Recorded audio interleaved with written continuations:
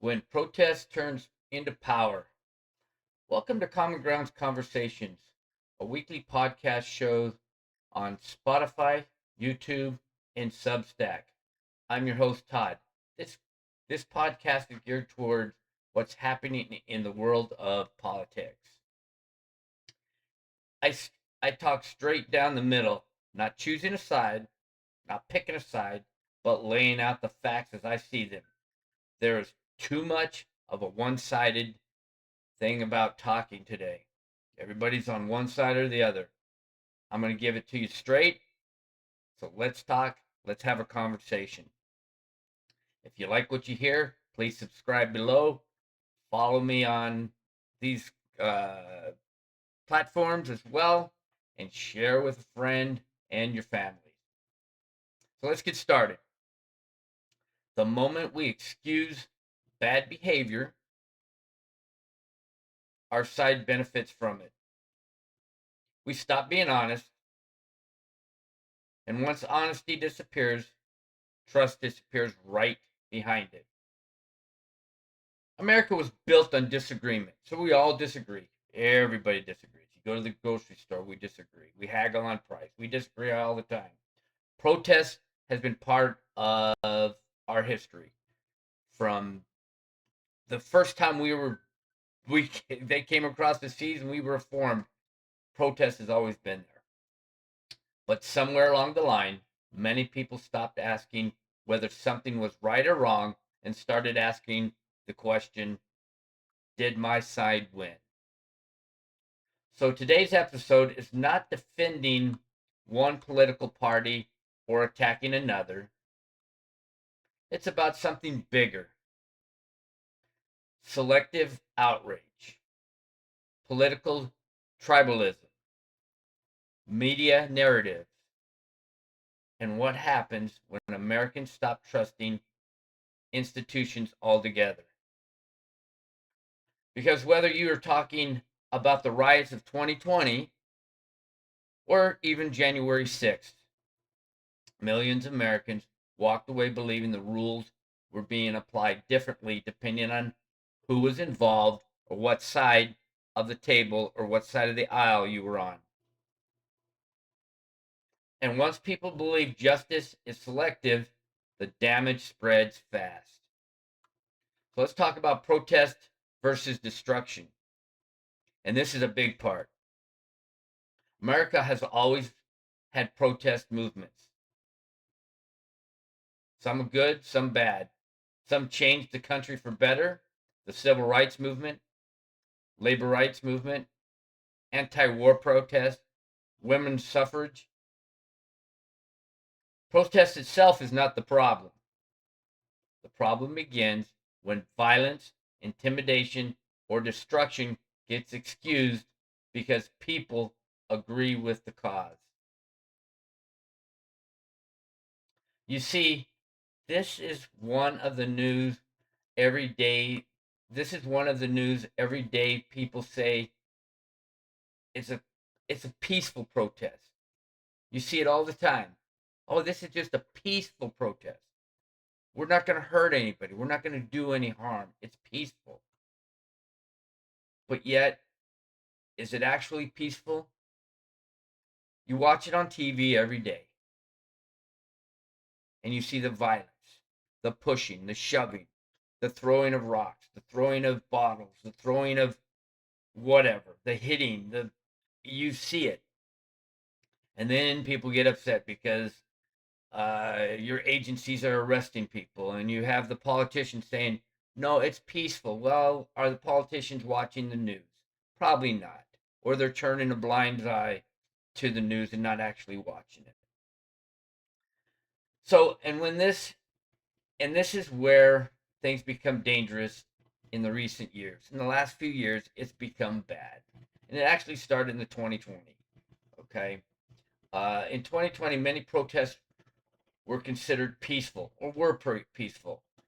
But some cities also experienced riot, arson, assault, destroyed businesses, chaos, people setting businesses on fire, not caring about the damages or what was damaged or not. I mean, you saw vehicles being destroyed.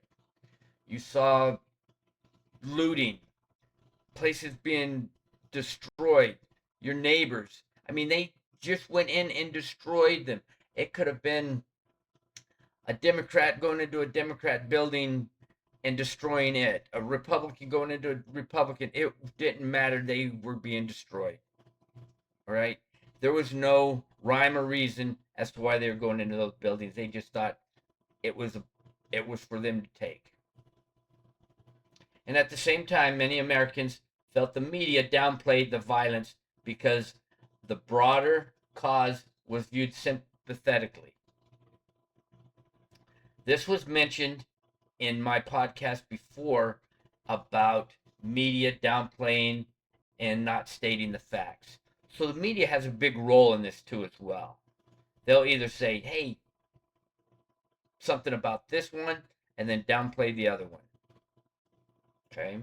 Then came January 6th, and suddenly many people, or many of those people who minimized the destruction of the 2020, demanded absolute moral clarity about political violence.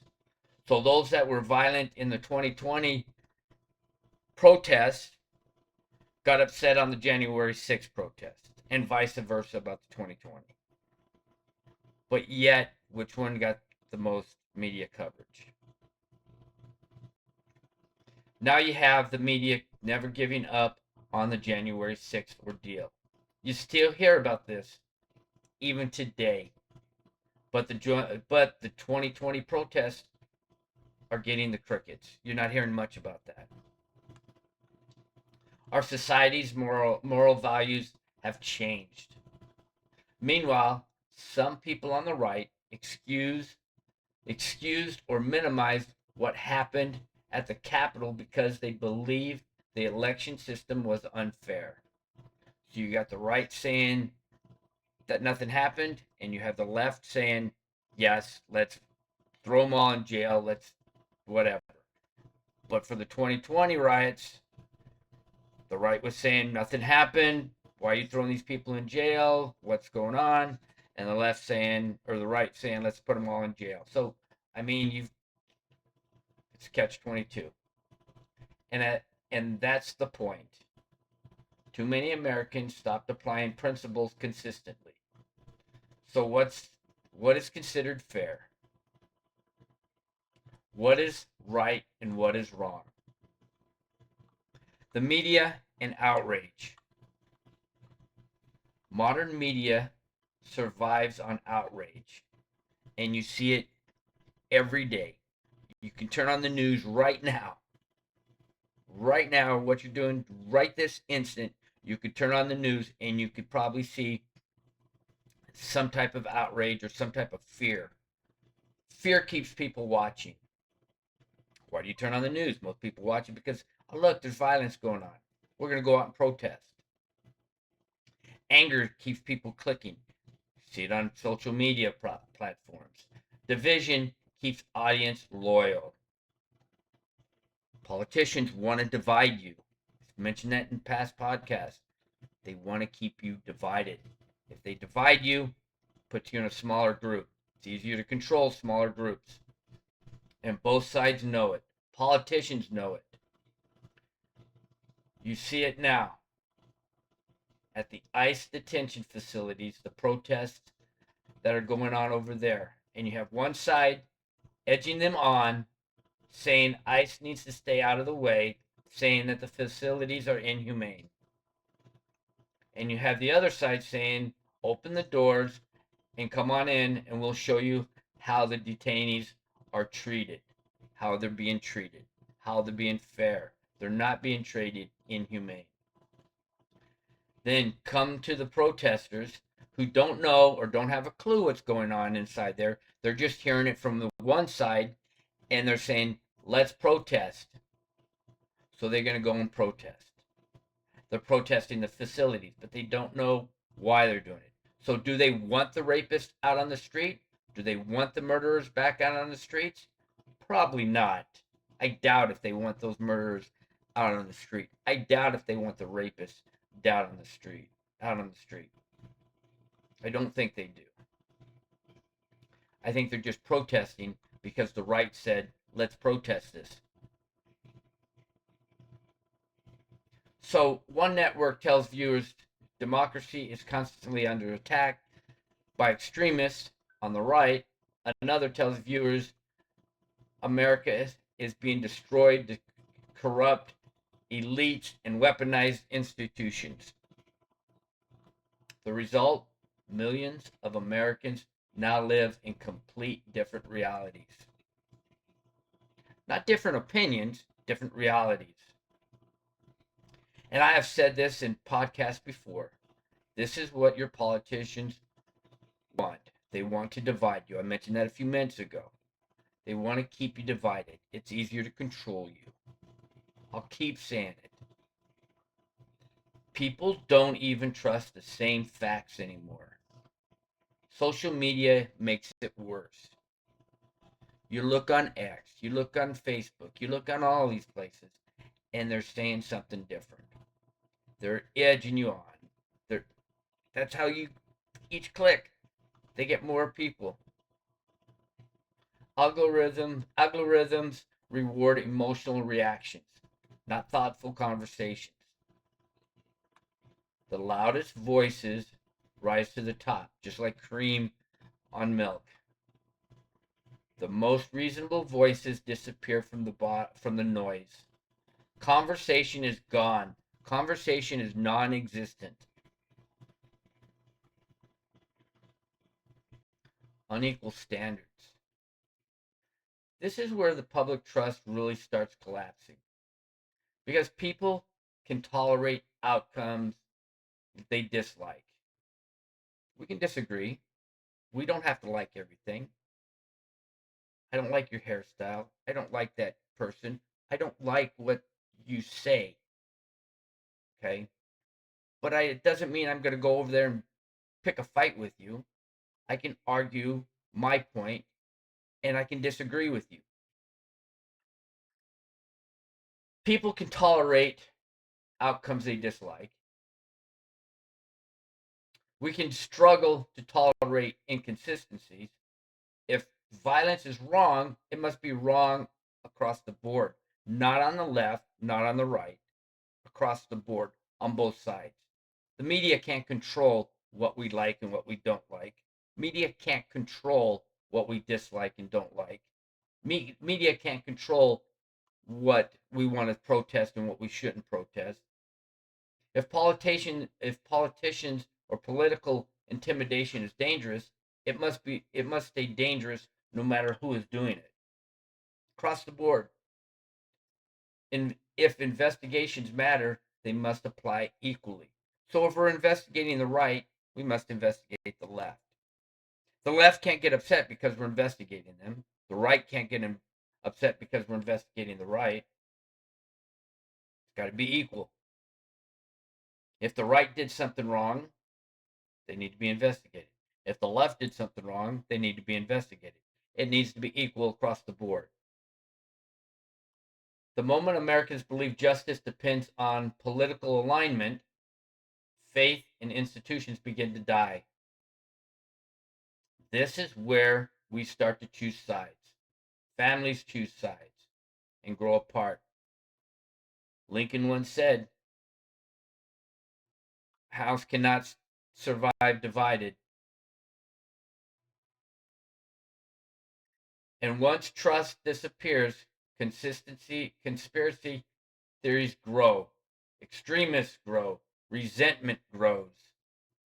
History shows that society becomes unstable when citizens stop believing the system treats people fairly. At this point, you need to ask yourself, are you being treated fairly? Do you think you are? Ask yourself that question. Is our politicians working for me? Are they? Do you think they are? Are they actually working for you? You pay them, your tax dollars pay them that $173,000 or 200 something thousand dollars a year where they don't even work 365 days a year. Are you paying them to work for you? or to sit there and fight and be divided in the House or in Congress. You see how they're divided there? They're divided at the Congress when they go to when they have their meetings there. White people feel disconnected. A lot of Americans today feel unheard. They feel talked down to. Listen to the politicians on social media. Listen to them in the news. They talk down to us as Americans. Oh, those people are stupid. Oh, you're not so and so if you don't vote for me. Oh, you can't do this. Oh, look at that. They talk down to you all the time. You're ignored. They don't listen to you. They vote and do what they feel they want to.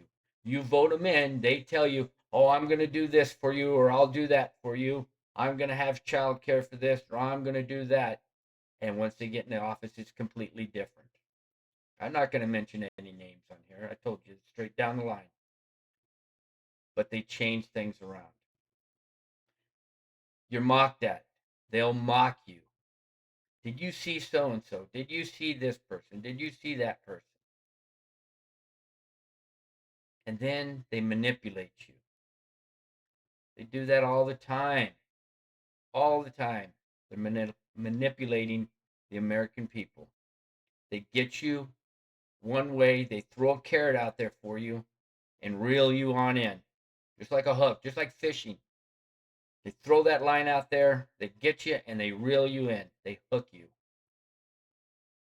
This is prevalent if you go against the norm. Go against your party and make waves. See what happens. They will mock you, they will manipulate you, they will talk down to you, they will make you feel like you're nothing. And they do that now. Some feel corporations push politics constantly. Others feel government agencies are politicalized. Um, Others feel media companies choose narratives before facts. This is what really kills me. That kills me the most. Companies, news or media companies are paid off. You know that for a fact. They will pick the stories they want to run. And if they don't like that story, they won't run it. They choose one side and that's what they run with. And whether every fear is true or not, almost becomes secondary. Because perception matters. If millions of people lose faith in elections, courts, media, law enforcement, or government agencies at the same time, the country becomes fragile.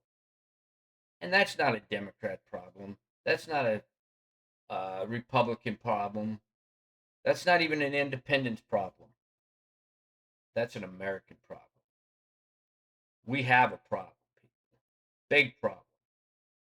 And with all these people protesting these agencies, most don't even know why they are out there protesting or what they're protesting. Have you seen the interviews at some of these protests when somebody goes up and asks them, why are you protesting? They can't even answer that question. They come up with some off the wall thing or they ignore it. They have no idea why they're protesting. If you're going to protest, at least know why you're protesting. Or say, no, I'm getting paid to stand out here and hold this stupid sign. Very simple. So what's next? So what happens next? So where does this lead us? If every election becomes illegitimate to the losing side, if every protest becomes justified when your team loses it, if every institution is viewed as corrupt, if truth becomes completely tribal, then eventually the country stops functioning together. You can see that now. Both sides don't agree on anything. And you, as the American people, caught in the middle. You have the left fighting against the right. They can't even agree that it's light right now, that it's daytime. You ask one side, no, it's not. It's not light. It's not daytime. They couldn't agree on nothing. You tell them it's 5 o'clock in the morning, they'll say no, it's not. They couldn't agree on anything. And honestly, that may be the biggest danger right now. Not disagreement, but the collapse of shared standards. Because a country cannot survive long term if the people only believe in rules when the rules helps them. Really? You're only going to believe on the rules if they help you? Really? Give me a break.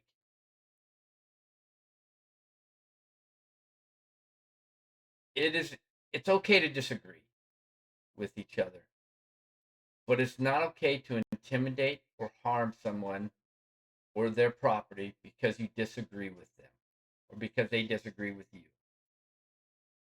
So in closing, you don't heal division by pretending your side is perfect. You heal division by being honest enough to admit when your side is wrong. A healthy country requires something that feels rare today: consistent principles, not selective outrage, not political excuses, not tribal loyalty above truth.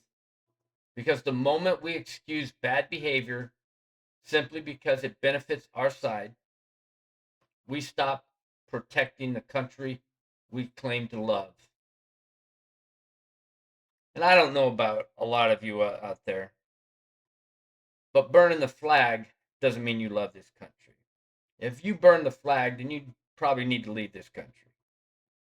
If you don't love this country, get out of here. If you say negative things about this country, then you need to get out of here.